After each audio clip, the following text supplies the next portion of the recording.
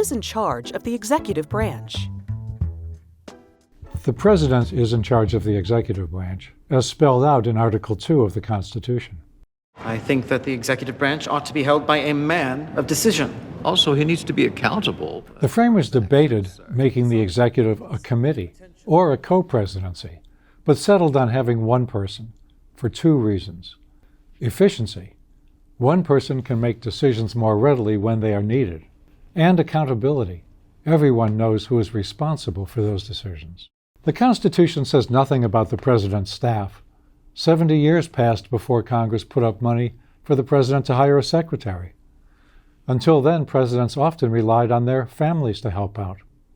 For example, John Adams II worked as a secretary for his father, President John Quincy Adams. The Great Depression of the 1930s greatly changed America and the presidency. The nation is asking for action, and action now.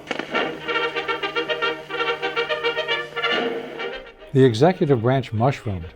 To oversee those many new agencies, Congress in 1939 created the Executive Office of the President.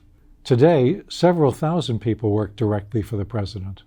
Between the executive branch, the Postal Service, and the armed forces, the President has authority over nearly 4 million government employees. That's a far cry from the days when Thomas Jefferson worked in the nearly empty White House and lamented that the presidency brings nothing but unceasing drudgery.